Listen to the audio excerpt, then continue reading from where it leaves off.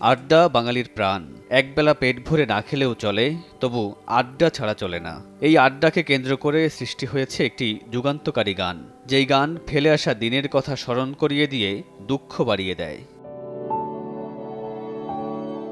Coffee হাউসের সেই আড্ডাটা গানের চরিত্রগুলোর সঙ্গে অনেকের জীবনের গল্প মিলে যায় বলেই যুগ যুগ ধরে গানের চরিত্রগুলোকে খোঁজার চেষ্টা করেন শ্রোতারা।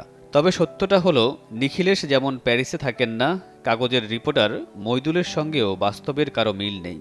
নাটকের রমা রায়, গিটারিস্ট ডিসুজা কিংবা কবি কবি চেহারার অমল, সব চরিত্রই আসলে কাল্পনিক।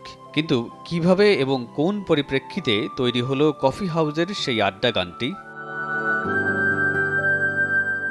এই গানের জন্মকাহিনী অনেকটা গল্পের মতো। সময়টা ১৯৮৩ সাল। গীতিকার গৌরীপ্রসন্ন মজুমদার তখন প্রচুর প্রেমের গান লিখে খ্যাতি ছড়িয়েছেন।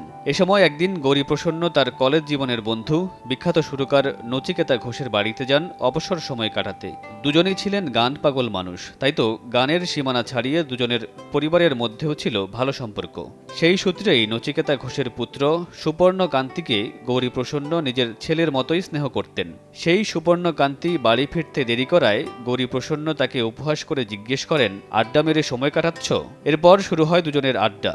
আড্ডার এক ফাঁকে সুপর্ণকান্তি কফি হাউসের আড্ডা নিয়ে গান লেখার চ্যালেঞ্জ করেন গৌরীপ্রসন্নকে। বিস্ময়কর বিষয় হলো, গৌরীপ্রসন্ন তখনই আড্ডার ফাঁকে মনে মনে তৈরি করে ফেলেন গানের প্রথম ২ লাইন। সেদিন আড্ডা শেষে বাড়ি ফিরে বহুদিন পর সারা রাত জেগে গানের বাকি অংশটুকু লিখেন অসুস্থ গৌরীপ্রসন্ন। ২ দিন পর সেই গান নিয়ে হাজির হন সুপর্ণকান্তির কাছে। পুরো গান দেখে সুপর্ণকান্তি দাবি করেন গানের সঙ্গে আরও একটি স্তবক যোগ করতে, কিন্তু শুরুতে গৌরীপ্রসন্ন রাজি ছিলেন না। অনেক পীড়াপিড়ির পর শেষ পর্যন্ত রাজি হন গৌরীপ্রসন্ন। এরপর চেন্নাইয়ে চিকিৎসা করাতে যাওয়ার পথে হাওড়া স্টেশনে বসে একটি সিগারেটের প্যাকেটের উল্টো পিঠে লিখেন দুর্দান্ত সেই শেষ ৩ লাইন। তারপর সুপর্ণকান্তির সুরে মুম্বাইয়ে গানটি রেকর্ড করেন মান্না দে। তৈরি হয় একটি ইতিহাস।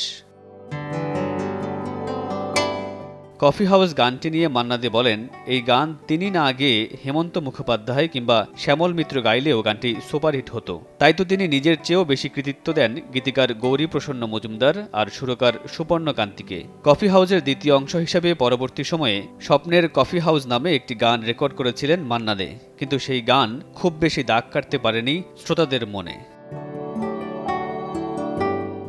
মামুনুর রশিদ পনেল, সময় সংবাদ।